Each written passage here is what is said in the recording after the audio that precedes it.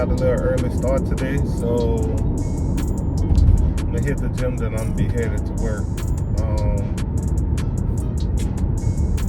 My update on my shop license is right now they still trying to process it. They sent it back to me, and then I sent it back to them. You know, I had to update my address, so I mailed that off, and that was last week. So I'm just waiting. They're about to come up on a week of having it, so hopefully next week I'll see something. You know, some kind of movement in that. Somebody had a question about me going to the gym. I go to the gym really like Monday through Thursday in a sense. I try to do it at least 3 times a week. So if I could catch it each of those days, Monday through Thursday, that'd be 4. But at the very least, I try to catch it 3 times. Because the weekends I'll be pretty busy, so I really don't have the time to catch the gym on the weekends like that.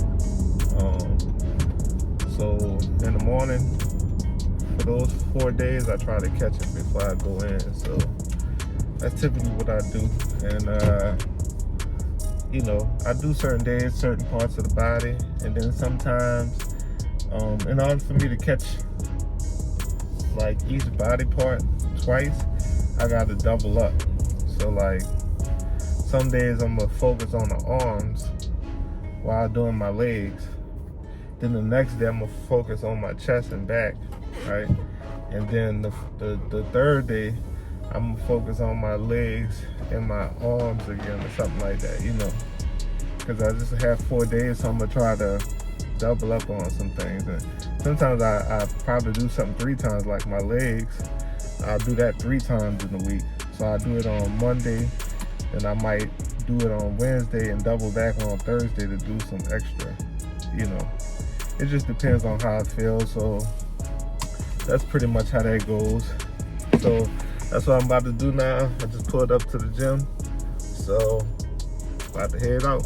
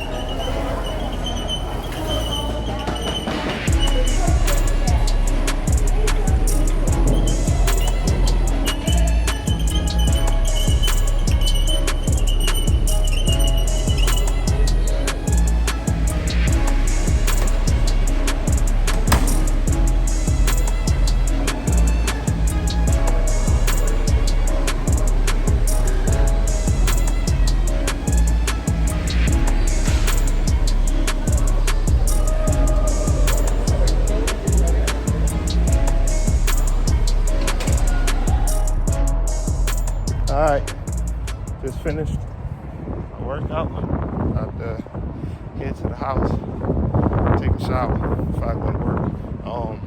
I got a cut and color today, just covering up some grades. So if he permits, I will record that one and make a video for y'all. But like I said, that was a quick workout. Did good, man. It's a beautiful day. Feel good out here. So I'm about to hop in the car, and hopefully my guy is cool with it, and I'll make a video about a cut and a color. So yeah, that's what I'm about to do. So just got out the shower, headed to work. Now I gotta go to the hair store and give me some disinfectant spray, man. I forgot I ran out. So yeah, that's gonna have me being a little late to appointment. That's one thing I don't like, being this late to appointment, especially in the manner of not being in the shop. I don't like being late to appointment when I'm cutting someone else's hair, but that's a little more understandable. I'm there working. I got behind. Maybe I was cutting too slow. Maybe that person came a little late. or maybe they ask for a little bit more and I try to squeeze it in or something like that. So there's multiple reasons, so I kind of give myself grace on that. But me just being late, like for activities that's outside of it, that's not an emergency, I try not to do that. I try to keep it as professional as possible, because you know the whole thing with the appointments is they come in, get their appointment when they schedule their time, and they're able to go about their day like they want to. So I try to honor that, because you know when I'm doing an appointment somewhere or whatever like that, I like to be seen at that time or within that time period, so I can do whatever else I want.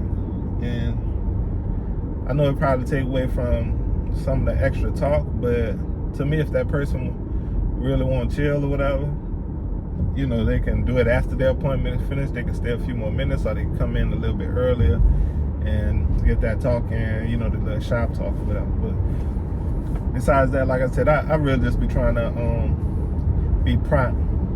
And majority of my clients, they give me grace, because you know, most of the time I'm pretty much within that time that they're supposed to be. Not saying I don't be like 10 minutes off or sometimes, but I'm still within that time frame.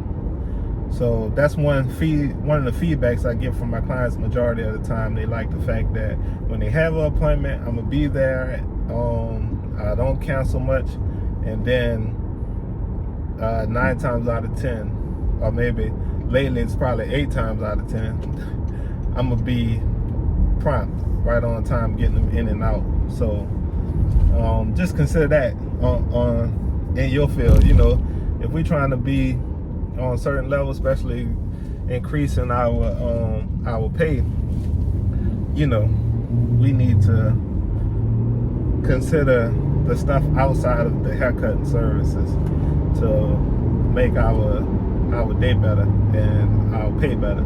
Another thing is, like, see, I'm gonna be late, so I'm just gonna reach out to them, let them know, man, I forgot some stuff at the hair store or whatever. I'm gonna be there in a few minutes, just so they can have I guess a calm. They can calm down, wonder if I'm gonna be there or not, you know, this, that, and the third.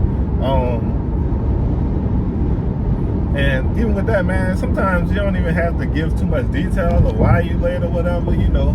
But just the fact that you're reaching out saying, man, I'm gonna be 5 minutes late, man, my apologies or whatever, you know, that goes a long way. Because I know sometimes you don't want people to know what you're doing, and you don't want to feel like, I know for me, I don't want to feel like I'm making excuse after excuse, like, man, my car wasn't working, man, you know, I had to do some extra stuff, that's why I'm late. That whole little thing, it could just start sounding like excuses. So for me, I try not to add all that stuff to it. I'm like, you know, man, I'll be late, I'll be 10 minutes late or whatever like that, my apologies.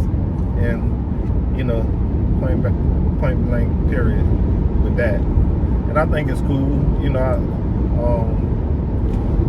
And I know they understand, because I know the feedback that I get. They're always telling me, my clients always let me know. So I keep my ears to my clients, just so